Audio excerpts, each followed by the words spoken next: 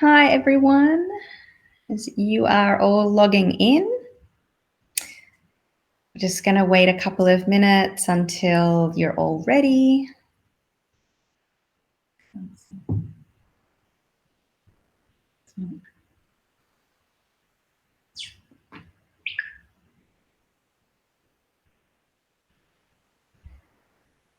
And I hope you've all been dry today. It was kind of wet and not wet at the same time, but it was cold. So hope you're all rugged up at home.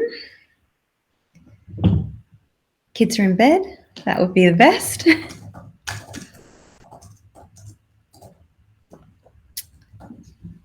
And we'll just wait a couple minutes before getting started, because I'm sure a couple of people are really just starting to join us now. Can't see them.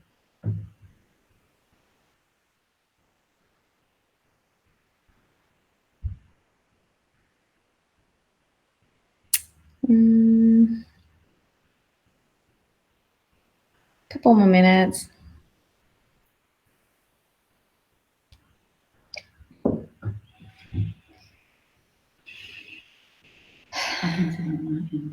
All right. We're just doing some technical things on our end, and then we will get started. Because we've got a fair bit to cover tonight. All right.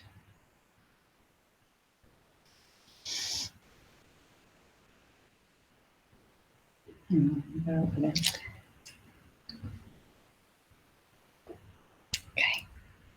Think we are ready. Okay. All right. Well, we might get started then. If we can bring the presentation to the front, we're going to minimize my face.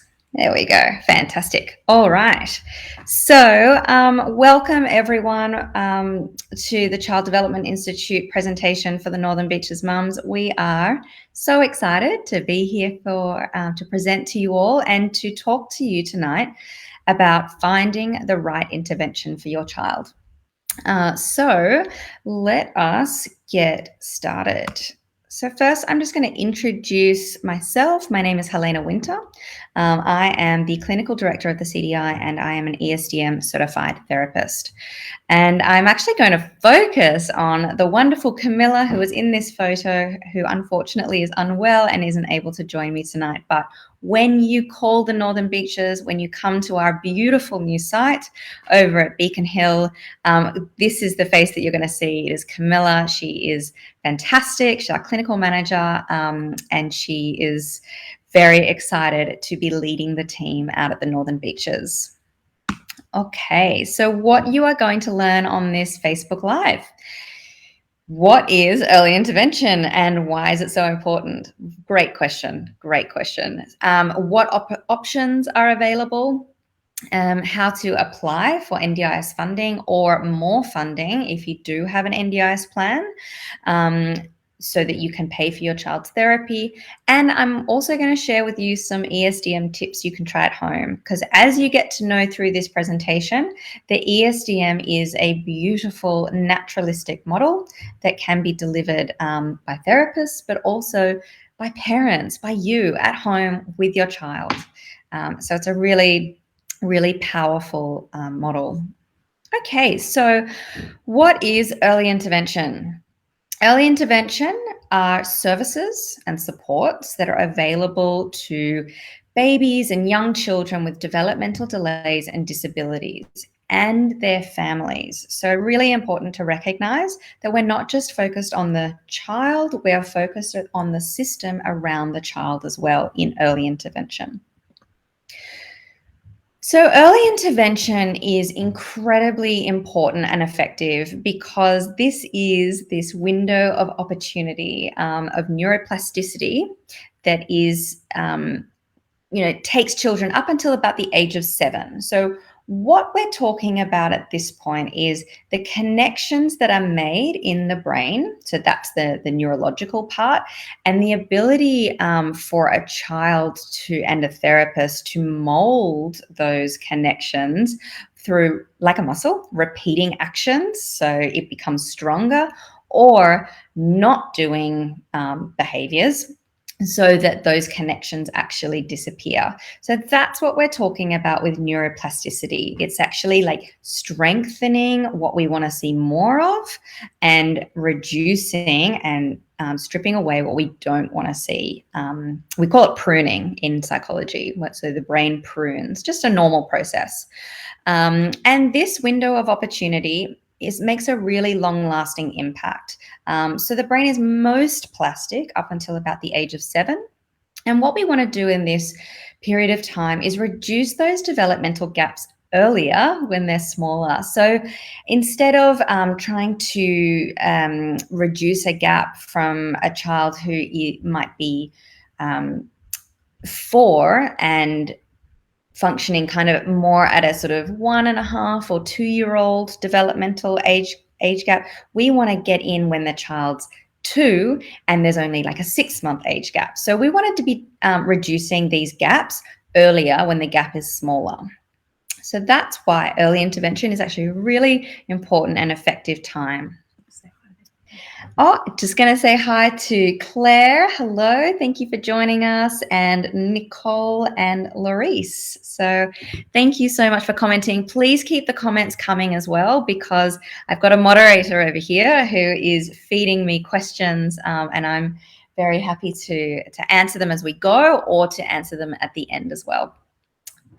Okay, so evidence-based versus non-evidence-based intervention. Also another really interesting question, because you probably or possibly have heard these words evidence-based being thrown around a lot.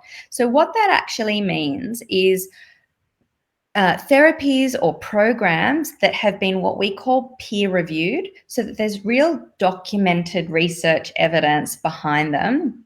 And their level of effectiveness has been documented and published through lots of independent trials of research and evaluation. So that might mean a research group in America has done some trials, and a research group in Australia, and a research group in Italy. They're all independent, and we can see that it's effective in all those independent groups.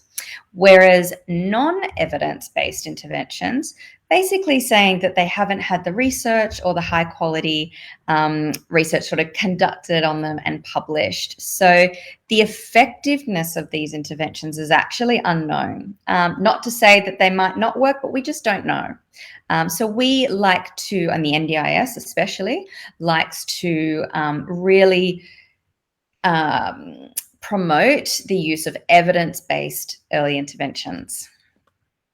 All right, so what are the options for discipline-specific early intervention? Well, you've got speech pathology or speech and language pathology.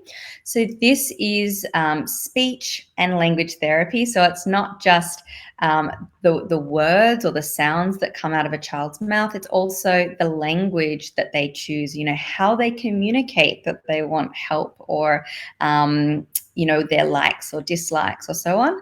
And a speech and language pathologist can also work on feeding therapy for children who have oral motor delays. So they might not have that ability to move the food around in their mouth effectively. So we find some children, they get, I suppose, kind of stuck on foods that are maybe,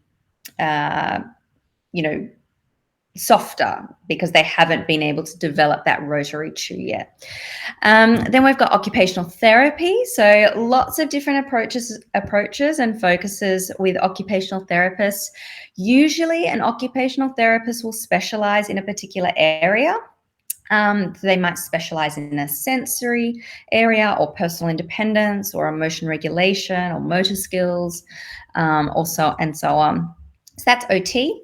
And then you've got psychology. And this is therapy that's focused on children's behavior, including how they gain connection with others, how they learn, their emotional development. And usually psychology in particular is delivered predominantly with the parents, and then the parents deliver it to the child. So it's a very sort of family-centric intervention. But a good question, what is intensive early intervention? So intensive early intervention is or should be a multidisciplinary approach with a really large evidence base. So this means that it's going to incorporate the goals of speech pathology and occupational therapy and psychology within the one treatment. And it should be delivered by either an allied health worker or an early years educator. However, these people, when they're delivering it, they are going to be delivering it as a team. So you're going to have a key worker, but they're going to be working in a team with other disciplines so that they can consult, okay? The Early Start Denver model, which is the model that we deliver at the CDI, is an evidence-based intensive early intervention. Okay. So other options of intensive early intervention that are available in Sydney in particular are the Early Start Denver model and applied behaviour analysis. And we're going to talk about ABA a little bit later because the ESDM does incorporate some of the really great aspects of ABA in a slightly different way. So, but we're going to hang tight and we're going to get to that in a little bit. Okay, so as I said, the CDI specializes in the delivery of the Early Start Denver model. And as you can see from this photo, it is fun. It is all about having fun with children. It is an internationally recognized model. It actually comes from America, from Denver. Actually, it's not. It doesn't come from Denver. It comes from the Mind Institute in the University of California in Davis. So that's where it sort of started with Sally Rogers and Geraldine Dawson. And then it has been brought over to Australia. It's delivered in the UK, in Italy, in Canada. I know it's being delivered over in areas of Asia as well. It is a fantastic model. It is evidence-based. It is designed specifically for children aged 2 to 5 years with autism or developmental delay. So that's when we talk about that, that's where the research is. That's sort of the criteria of the children and the families that they include in the research. Can be delivered a little bit earlier, and it also can be delivered to, we have children who have Fragile X syndrome or who have cerebral palsy, for example. So it isn't specific to autism or developmental delay, but that is where the research shows that the evidence is. The ESDM is also what we call an NDBI, a naturalistic developmental behavioral intervention, which effectively means it's naturalistic. And we're going to talk about that in a sec as well. But it is also a multidisciplinary model, okay? So firstly, before we jump into what is multidis, we're going to talk about what is naturalistic. When we're talking naturalistic, we're talking about play-based.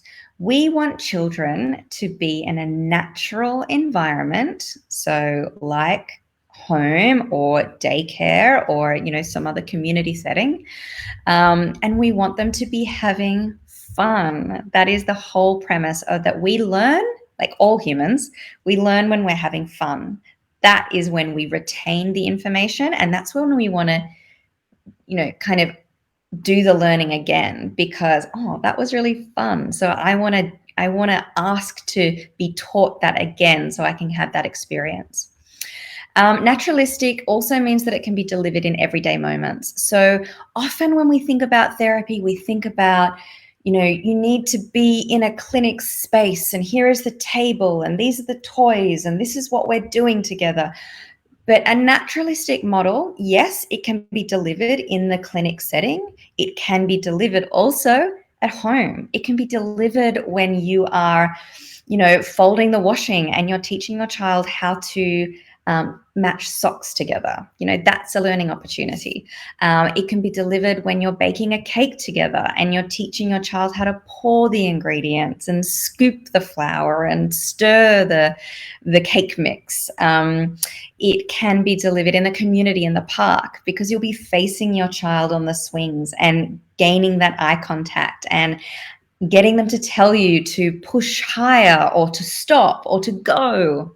These are all examples of how we use therapy moments, ESDM moments, in our natural community. So it's not therapy in a clinic room, it's therapy actually everywhere, by just having really rich interactions. And the best part is that it can be delivered by many people. And this is really important. So we want to be having rich interactions between child and parent. We want that attachment to be rich and strong. We want our educators to be able to deliver therapy to your child, because they know that they need to lift up the pot to their eyes and be like, you want this one? And interact with your child in a great way. And obviously also therapists as well, who will be your most highly trained, delivering the model. So what is multidisciplinary? Multidis is effectively therapy that considers all areas of a child's development, because all therapies that are like those traditional therapies we were talking about before are included. So if you look at this picture on the side, and you can see sort of up the top side, we've got receptive communication, expressive communication, social skills, imitation, joint attention. That's your speech and language pathology. So those are all different domains of learning or areas of learning for children who are receiving ESDM. They're receiving elements of speech and language pathology. See those personal independence, play skills, fine motor, gross motor? That's your occupational therapy. That's your child participating in their environment and learning how to, do their zipper up on their jacket, or put their arms into their jacket slots, or how to play with their toys, how to play with others with their toys. That is your occupational therapy. And then we've got cognition and behavior. That's your psychology, okay? So when we are delivering the ESDM, we're not just focusing on your child's speech and language, we are also focusing on their daily functioning, activities of daily living, and we're focusing on how they learn, matching and letters and numbers and all of those sorts of things as well. And the reason that we do this, the reason that we focus on a multi-dis approach, is because that's when we're going to get more rapid progress. So kind of think about it like, if we just focus on speech and language, or just focus on OT, like, your activities of daily living, then we're going to have that part improve, but then other parts are going to kind of maybe stagnate, maybe plateau, maybe improve a little bit just through general growth and development. But in a multi-dis approach, we want everything to be improving together. And so the child is not only learning how to take care, learning those independent skills, but at the same time, they're learning how to communicate, hey, I need help. I need help right now because I'm struggling. So by improving social communication, we're decreasing those unwanted or challenging behaviors. We're bringing children back into the social loop, and we're accelerating learning across all domains. And that's why multi-dis is such a fantastic way of delivering early intervention.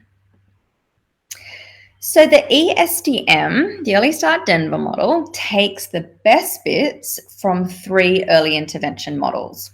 So this is what makes it, I suppose, so unique. So we'll start with the Denver model. The Denver model was sort of the start of the Early Start Denver model, and this model the elements of this model means that we are, as a therapist, as a parent, as a teacher, learning how to modulate the child's arousal or energy level. So if you've ever had your child kind of be on that sugar high or just be really overexcited and they are jumping around and having a great time, and then everything just kind of escalates and becomes too much. In the Early Start Denver model, we actually learn as therapists, as parents, as teachers, how to recognize that and how to actually help our child to lower their energy level so that they don't have that kind of meltdown at the end. The Denver model also has incredibly rich positive affect. So we're really focused on building that attachment with the child, being with the child, and being incredibly sensitive and responsive to the child's cues. So those cues might be directed at us. They might be, the child actually pointing at what they want, or it might be the child, looking at the clock or looking at the door or looking away from you as a play partner and being able to say, oh, yeah, the door, because that's a learning opportunity as well. We want to connect the fact that they've seen something and now they're hearing the word for the door. And it really helps the child to recognize that, hey, I'm visible, I am a human, and I am heard, which is a really important developmental need. So we want to be always meeting our children's developmental needs. So that's the Denver model, part of the Early Start Denver model. And then we have pivotal response training, or PRT. PRT is also delivered as a standalone therapy sometimes. I think predominantly in America, perhaps. But PRT is also really naturalistic and interactive. It brings in child choice. So we want the children to be incredibly motivated to participate with us in learning and fun, which is also learning. And so we're often going to be offering the children choice. So, do you want to play with the Duplo or do you want to draw? And then even once we're in the activity, say we're playing with Duplo, we might say, do you want to build along or do you want to build up? Do you want to build tall or do you want to build short? Do you want to build fast or do you want to build slow? So we're finding opportunities for the child to make decisions and to be offered choices and to feel motivated that, hey, I'm heard, I'm here, I'm playing, this is my choice, with the therapist or with the adult. And PRT is also a lot about turn taking. So I'm in charge at the moment. I'm leading the play, but hey, I'm going to follow your play ideas as well. And then you can give the play idea back to me, and then I'm going to lead it for a little while. And we take that turn taking back and forth, so that it's not just the teacher or the therapist leading all the time, but the child also has an opportunity to lead. And you might notice that is what we do in conversation. So anytime you have a conversation with your friend or your sister or your pet, your mom or your dad, you're gonna lead the conversation for a little while, and then they're going to respond, and then they're probably going to ask you a question, and then you respond, and the conversation goes back and forth. And we start to learn that in play. And this is really important, particularly for kids with those developmental delays and those kids who are on the spectrum who, they don't have a lot of opportunity or they don't have the skills to be able to have a conversation. So we bring that conversation into play. Okay. And then finally, from PRT, we are interspersing acquisition with maintenance. Big words. We are interspersing, we are throwing in learning activities and throwing in things that they can already do. So no one wants to, be in a lesson and everything is new and it's hard and I get tired by the end of it. So we're going to throw in some things that they can already do, some things that, they're good at, that they know that they can do independently. And we're going to keep that motivation up. And then finally, the third part that goes into the Early Start Denver model is ABA, or Applied Behavior Analysis. So from ABA, we use ABCs, which is your antecedent, your behavior, and your consequence. So it's like a chain of action. I'm going to ask you, do you want an apple? The child or you are going to say, yes, I want an apple. And therefore, the consequence is I'm going to give you an apple. So that's a natural way of interacting. ABA is also about managing attention, so ensuring that we're always lifting the child's eyes to us, to faces, rather than having them focused on objects all of the time. And obviously, every child is different. Some children are going to be far more uncomfortable with eye contact than others. And of course, we are always incredibly sensitive to those child's needs as well. Fading, shaping, chaining, prompting. So these are all of our teaching techniques. So these are the parts that, your trained therapist, your accredited ESDM therapist or certified ESDM therapist is going to be really proficient in, because that's almost the hardest part, really. Okay, so let's talk about the difference between ABA and ESDM. So ABA and ESDM both apply the theory of learning and behavior to children with autism. In addition to that, so if you think about all those other aspects that we talked about before, in terms of, what the Denver model brings or what PRT brings, the model is more focused on those child needs. It's focused on the sensitivity and responsivity to the child. It's focused on having that communication dialogue through play with the child. It's being incredibly positive and warm with the child so that they want to interact with you. So that's how it really differs. The ESDM is the ESDM is an incredibly sensitive model to the child. In the ESDM, we also have lots of micro structures within activities that are based on interest and choice. So again, thinking about what we talked about just before, that PRT, that child choice, the turn taking. We want the child to be learning through every interaction. One of the other really big differences between ABA and ESDM is that ABA uses external or tokenistic rewards to reinforce the behaviors that we want to see more of. So that might be stickers or lollies or a favorite toy. Do this, then you can have your favorite toy.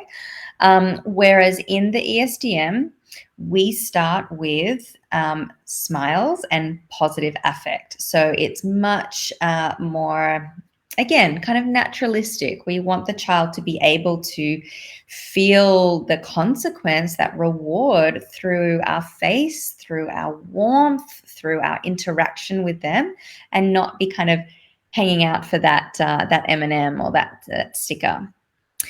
For some children, they are going to need that external and tokenistic rewards. There's nothing wrong with that. It's just a different way of working. For other children, smiles and positive affect is going to be incredibly rewarding to them. And finally, the other really big difference is that the ABA model tends to use most to least prompting. So this effectively means that when a child is learning an activity or learning a skill, maybe putting the puzzle piece in ABA, we'll start by using the full hand over hand action, and then fade those levels of prompting. Whereas in the ESDM, we're going to actually give the child as many opportunities as possible at first to do it themselves, and then scaffold them scaffold them to be successful. And yep, if I need to go all the way to hand over hand, I'm going to do that. Okay, so that's kind of our big differences between ABA and ESDM. Okay, so big question, and a question that we get asked at the CDI a lot, because I think it is very confusing. How many hours of therapy should my child receive? Really, it depends on the severity of symptoms for each child, and also your goals of your child for your child's development. So I suppose that's why it is so confusing, and there are so many different things out there saying how much a child needs. If your child has been diagnosed with ASD level 1, so that or they might have a delay in just one area, often one session of speech and language pathology or OT might be enough. So that might be enough to help them, attain their goals and close those gaps with their peers. However, for moderate to severe ASD, so that's if your child has been diagnosed with ASD level 2 or ASD level 3, the recommendation is that they receive 15 to 20 hours per week.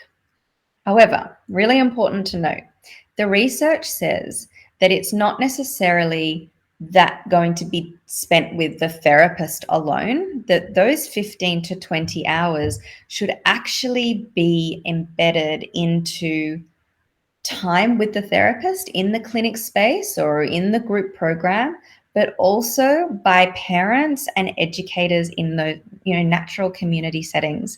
And that's what I was talking about earlier on, about the ESDM being this really amazing model to be able to integrate into all of your daily living activities, because it's at its core, it is a beautiful interaction style and a rich attachment style with a child. To you're going to be delivering those therapy. You're probably going to deliver many more hours than 20 hours a week. Honestly, if you are embedding it into your interactions, if your educators over at childcare or long daycare are embedding it, your child's going to be receiving, lots and lots of early intervention consistently just through their day-to-day life. So that's why it's really important that if you are seeking an intensive early intervention for your child, if your child does have a level 2 or level 3 diagnosis of ASD, you really want to be looking for a naturalistic intervention model that can be integrated into daily living, because we don't want our 4-year-olds sitting at a table for 15 to 20 hours a week, just with a therapist over and over. So, ESDM tip to try at home. Oh, we've got a question that's just come in, so I'm going to hold on the tip. Nicole has asked, what is the ETA of the centre opening at Beacon Hill? Great question. We are opening in mid-2022. That would be very soon, in a couple of months. We have had a few delays with COVID and building materials, but we are getting really close to opening. You might have seen our site. It's the old pool shop up on Warringah Road, and it is going to be pretty spectacular. So mid-22, and what is the wait list like to get an appointment with the CDI? The wait list is currently, we are working out of our DY clinic, so I'm going to touch on that very shortly, but effectively, the site hasn't opened yet, so you have a very, I suppose, good opportunity to join the CDI now before word spreads and we ends up like our Western Sydney site, where we actually have an incredibly long wait list. So at the moment, the wait list is really good. Definitely get in contact with us when, tomorrow, if you'd like. So I'll talk about it again at the end of the presentation. Okay, so water first. ESDM tip of number 1 to try at home. Okay, entering your child's play. With a child with autism or a developmental delay, entering your child's play is possibly one of the most frustrating experiences that you have, because you're kind of like probably thinking, this is how we play with train tracks. Why don't you want to play with me? I'm having fun. And it can be really frustrating because you might find that your child turns their back on you, or they take the toys away from you. And I absolutely empathize with how hard that can be as a parent.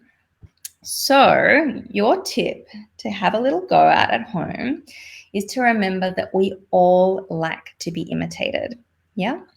Whether you're a child or whether you're an adult, it's actually really affirming to have someone dress like you, or want to pick, do things that you do because they think it's, a good thing to do. So start with your child's idea first. No matter what it is that they're doing, obviously, unless it's something that you don't want them to be doing more of. But say they pick up the train track, and instead of connecting the trains along, they're actually just twisting the train, or they're looking at the wheels potentially. So what I'd actually really like you to do is do that. Start with their idea. Show your child that I think your idea is actually a really good idea, and I'm going to start by imitating you and doing what you're doing. So, hey, wow, spin, spin, spin. Wow, spin, spin. Repeat that after a little while. Your child will look at you. They will be interested in the fact that you're doing what I'm doing. Okay, all right, you've captured my attention. After a few repetitions, so after you've done that spin, spin, spin a couple of times, or flip, flip, flip, or whatever it is that they're doing, then you could introduce your idea. So you might go, oh, spin, spin, spin, and then be like, my turn. And you might take that train and drive it up their arm or something, showing them that this is another idea. The train rolls and I'm going to tickle it up your arm. And then after you've done that, go back to spin, spin, spin. So you're starting to show them that their idea is really great, but I've got my ideas too, and they can be fun too. But it's not just my idea, but it's also not just your idea. We're going to share ideas. So give that a go. Imitate your child, repeat it, do something a little bit different with your idea, and then alternate between their idea and your idea.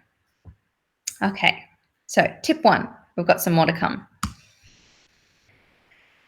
All right, accessing therapy under an NDIS plan. The NDIS is a wonderful opportunity for you to achieve funding. It is also an incredibly challenging area to navigate. So we're going to talk through this a little bit, and then I'm going to leave you with a recommendation as well to get some more help. Okay, early intervention. What are the costs? Most providers align their pricing with the NDIS price guide. Okay, so every year, the NDIS at the start of the financial year or around then, they release a price guide for all providers so that they can,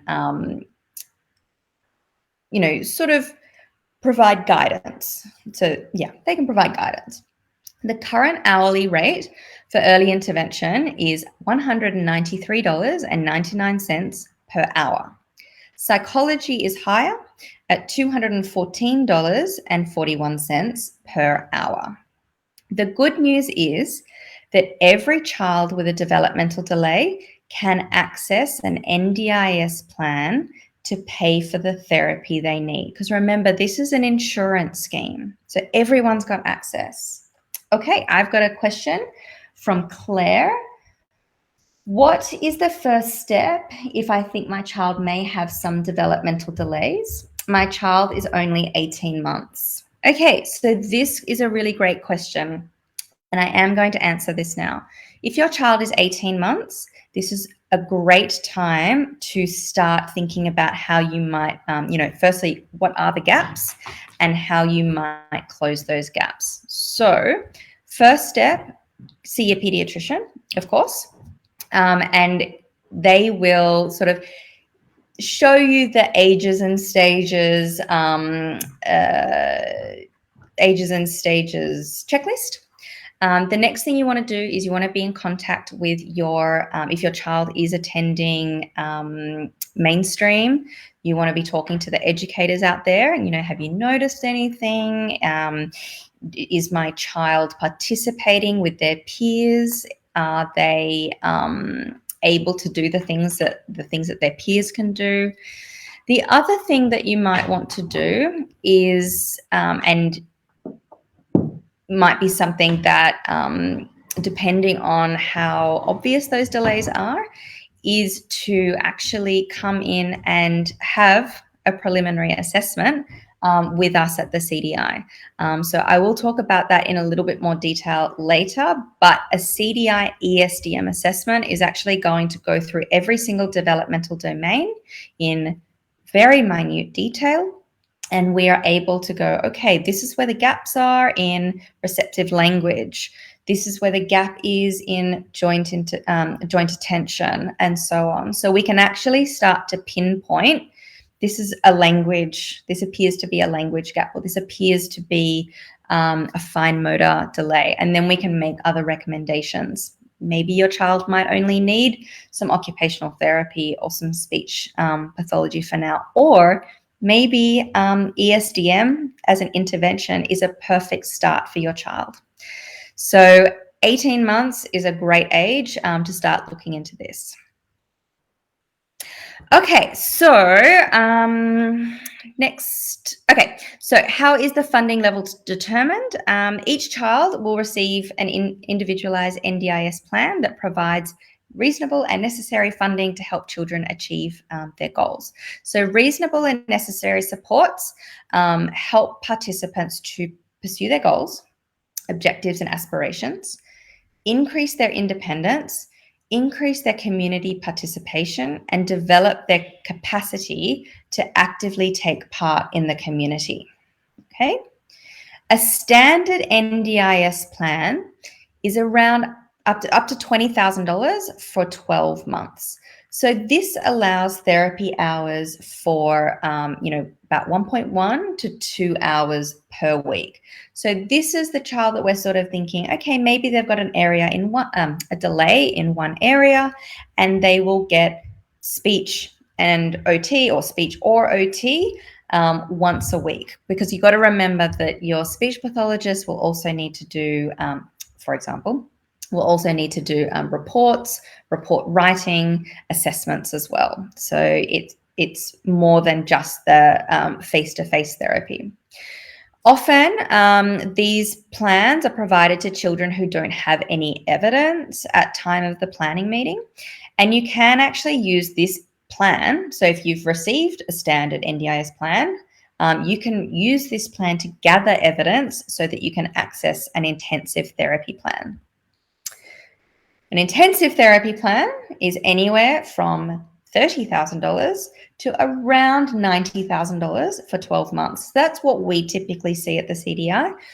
We have also seen plans that are over and above, $200,000 for 12 months. But these plans are typically 3, 6, or 12 months in duration, and they allow from anywhere from 3 to 12 hours of therapy per week at the NDIS price guide rate of that $193.99. So remember that we were talking about 15 to 20 hours. This is where even the NDIS is saying that you as parents, as sending your child out to mainstream, having those additional hours is really important and also considered part of the care for your child. Okay, so evidence must be provided to access an intensive plan, and typically a child has accessed a standard NDIS plan and not gained enough functional outcomes throughout the duration of that plan, so they can use this evidence to say, hey, I actually need more. Or some children can access an intensive therapy plan without having a standard NDIS plan first, but they provide the right evidence. Okay, so what kind of evidence is that? Evidence such as an ESDM assessment. So remember, I was answering that question before. Then ESDM assessment is going to go through every single developmental domain of your child, and we're going to be able to pinpoint where those gaps are, what's going on. It might be a standardized speech and OT assessment. If your child is already receiving speech and OT, it might be a progress report from your therapist saying, progress, but we really need some more hours because the progress just isn't enough at this stage or isn't what we would expect. It could also be your childcare or preschool developmental report, and it's great if they can add a written report as well. A budget of how you have or how you would like to or how you are spending your NDIS funds and when you're going to run out of funding. And one of the most important pieces of evidence is your family impact statement. Family impact statement is really about how your child's diagnosis or how their delay is impacting your family system. So how your experiences are harder, over and above what you would expect from, say, a typical 2-year-old who's having 2-year-old tantrums.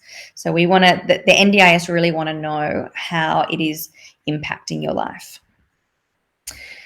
So touched on it before, but I'm going to go into a bit more detail around the preliminary ESDM assessment. So this ESDM assessment is kind of like, we're going to assess your child and provide you a report without entering the program yet. So this is for the purpose of gathering evidence to apply for that intensive NDIS plan. The ESDM assessment report is going to detail exactly where your child's development is across all those different domains and where those gaps are. It's really helpful for children who might not yet have a formal diagnosis but need to access intensive early intervention. So the cost of this is $701.60.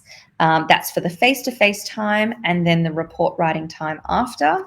If you have had a diagnostic assessment for something like for ASD, for example, if your child's received the ADOS, you will know that diagnostic assessment alone is upwards of $2,000. So this is actually a really fantastic step in the right direction of finding out what's actually going on for your child and where those gaps are, because the diagnostic assessment isn't going to do that. All right, when can I apply for more funding? So there are 3 types of reviews. So if you've got a standard plan at the moment, you can apply for an internal review within the first 90 days of receiving your plan. You can also apply for a change in circumstances. So you might have only had a developmental delay and now you actually have that formal diagnosis. So your goals need to be changed. Or you could have an unscheduled review at any time during your plan. Okay, caveats. When is it easiest to apply for more funding? Absolutely, within the first 90 days of your plan. So use these 3 months, if you've got that standard plan, to access intensive therapy and provide evidence to your ECEI coordinator. So this is a great time to be getting all those reports in, writing your family impact statement and saying to your coordinator, hey, I appreciate it, but it's not enough. Let's do some more.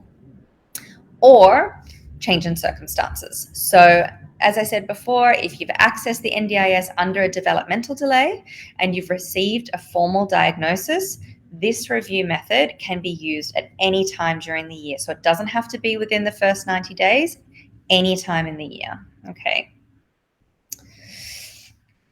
Just wanted to mention Footprints Advocacy. So this is a fantastic, kind of like a sister company of ours, but it's not just for CDI families. It is for families, kind of more across the lifespan. But Footprints Advocacy is there to support you with all things NDIS.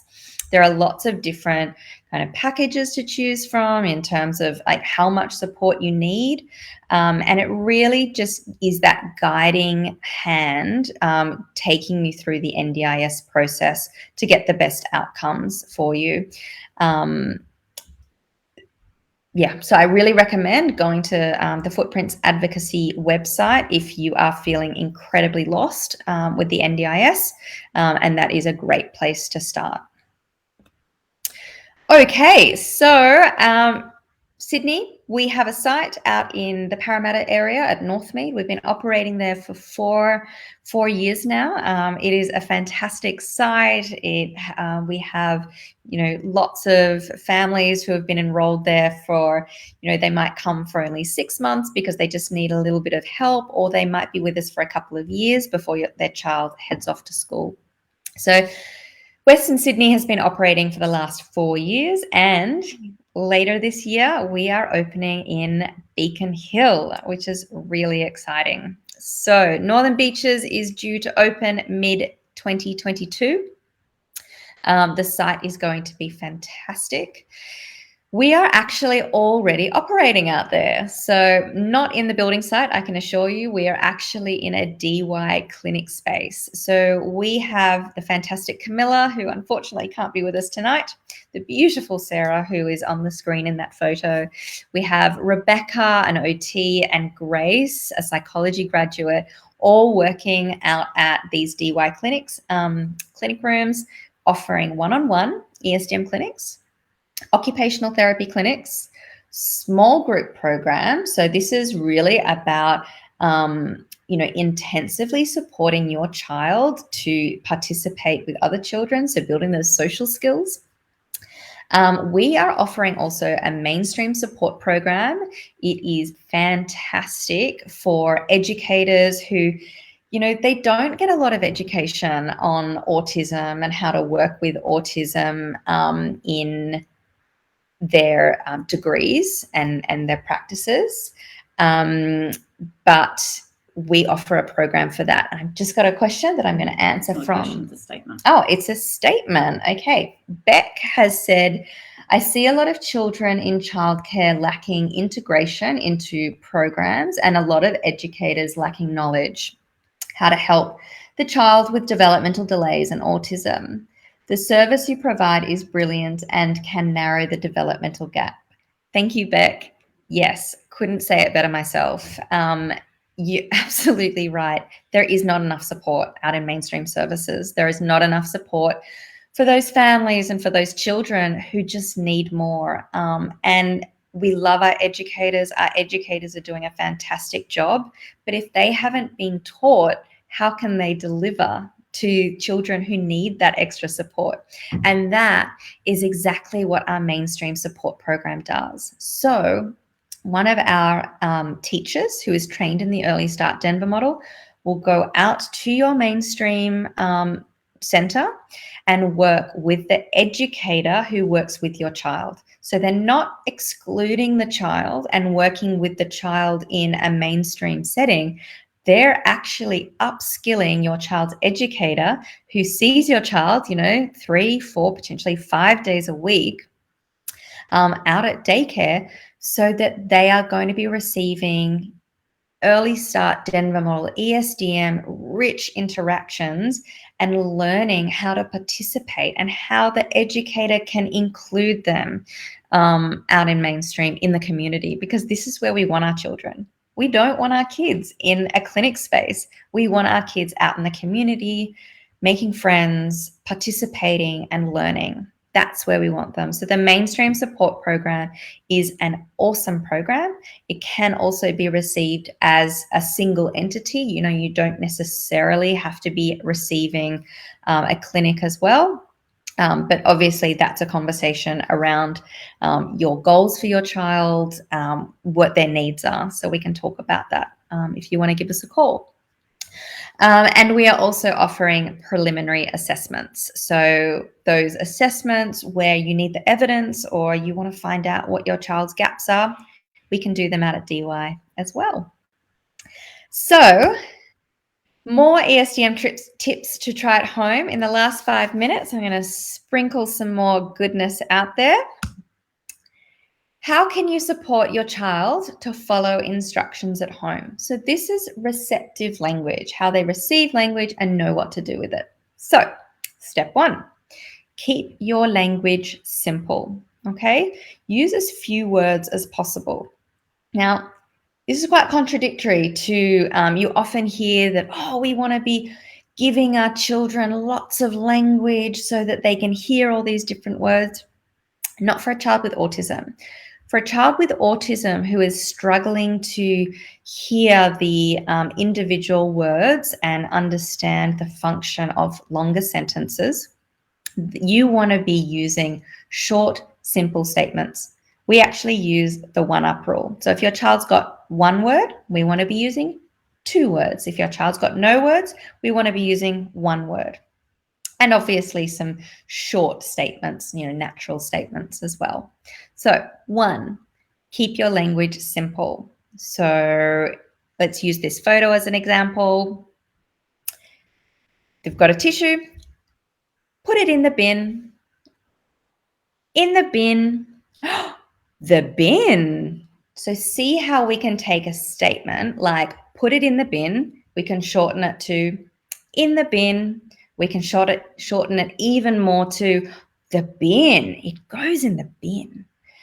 We want to point towards the object to guide your child's attention, okay? So we want to be pointing to what we want to do. We want to use those gestures, which is a communication tool. And finally, we want to support your child to complete the instruction and reinforce with language.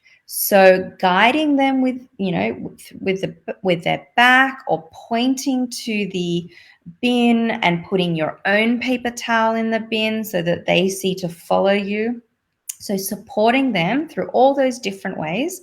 And then when they do it, yes, in the bin. We want to reinforce that with a beautiful, rich, positive affect so they know, that's in the bin. Okay, got it. I'll do that next time.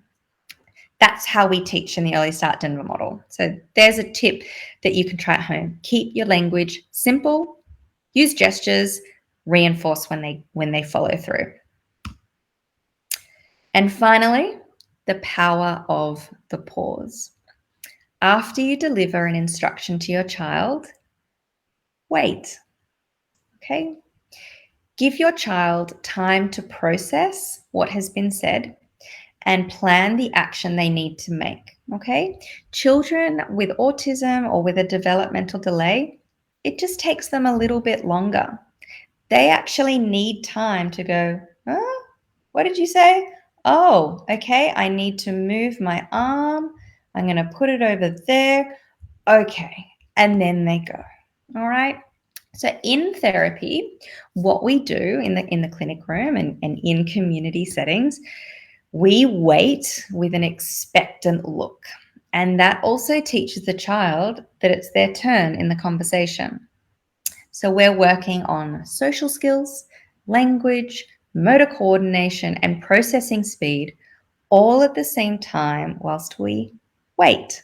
So if you're telling your child to put something in the bin, from just like before, we might go, in the bin. Yeah. And then we're going to encourage them to put it in the bin if they haven't followed through yet. But that pause, that wait is so powerful. So please give it a go at home. Finally, this is our website, www.cdinstitute.com.au. If you are interested in what we have been talking about tonight, if you want to find out more, if you want to have a look at our programs, please jump on our website. Everything is listed there, and you can contact us as well. Or if you're thinking, you know what, I would like to inquire now. This sounds like the right therapy for me. Complete our enrollment inquiry form. That's the very first step in the process of joining us. And if you would also like to speak to someone at the CDI, I encourage you to contact us on this number, 9037 2234, or you can send us an email at inquiries@cdinstitute.com.au. We would love to hear from you. And if you have any feedback from tonight, please don't hesitate to reach out. We can answer more questions, have a chat on the phone, talk about your specific needs, but we would absolutely love to hear from you. And thank you so much for allowing me into your living room tonight. I hope you have been enjoying a nice glass of wine or a nice, glass of lemonade, perhaps, and that you have a great night. So I think that is it. Thank you so much, and I'll see you another time. Good night.